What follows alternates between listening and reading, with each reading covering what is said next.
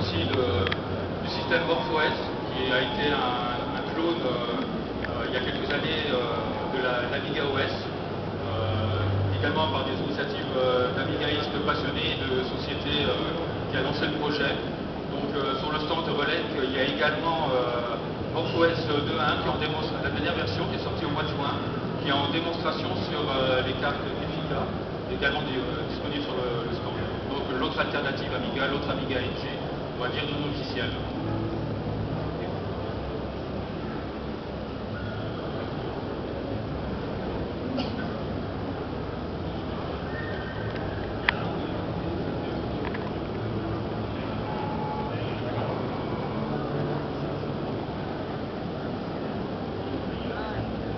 Là en direct, vous pouvez voir le lancement de l'Amiga OS 4 sur la carte Samantha, qui est en 25 secondes, qui est donc ici l'ordinateur est posé au sol.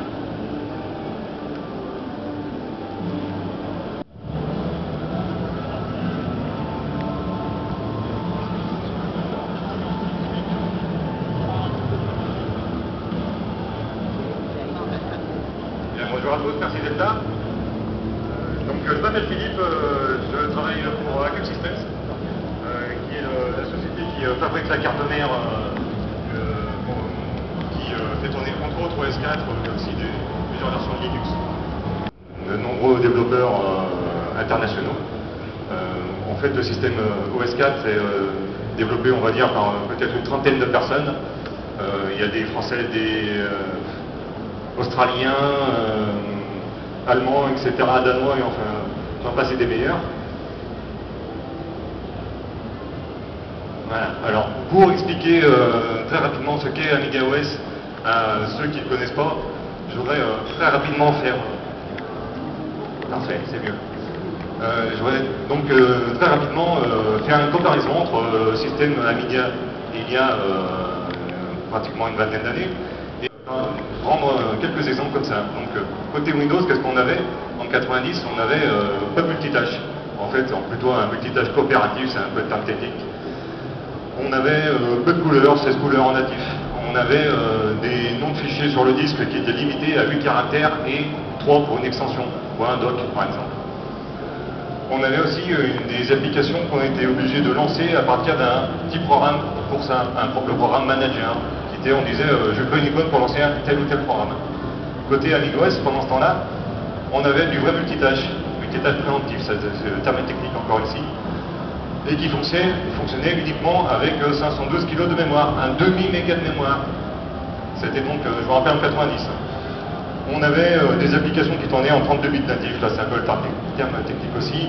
On avait 256 couleurs en natif. Comparé encore avec ces couleurs là-haut, c'était les modes CGA, EGA, si vous vous rappelez bien. Et on avait les noms de fichiers maximum de taille de caractère, 107 caractères de long. On avait des applications qui étaient exécutées directement à partir du système de fichiers. C'est-à-dire qu'on n'avait pas à se dire, tiens, je vais créer une icône pour lancer un programme.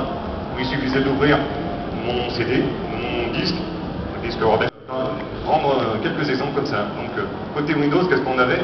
En 90, on avait pas de multitâche. En fait, plutôt un multitâche coopératif, c'est un peu le terme technique.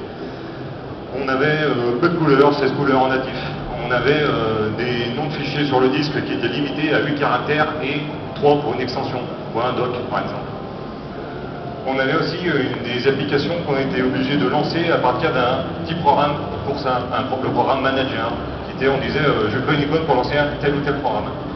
Côté AmigaOS, pendant ce temps-là, on avait du vrai multitâche préemptif, c'est le terme technique encore ici, et qui fonctionnait uniquement avec 512 kg de mémoire, un demi-méga de mémoire. C'était donc, je me rappelle, en 90. On avait des applications qui tournaient en 32 bits natifs, là c'est un peu le terme technique aussi. On avait 256 couleurs en natif. Comparé encore avec ces couleurs là-haut, c'était les modes CGA, EGA, si vous vous rappelez bien. Et on avait les noms de fichiers maximum de taille de caractère, 107 caractères de long. On avait des applications qui étaient exécutées directement à partir du système de fichiers. C'est-à-dire qu'on n'avait pas à se dire, tiens, je vais créer une icône pour lancer un programme. où il suffisait d'ouvrir mon CD,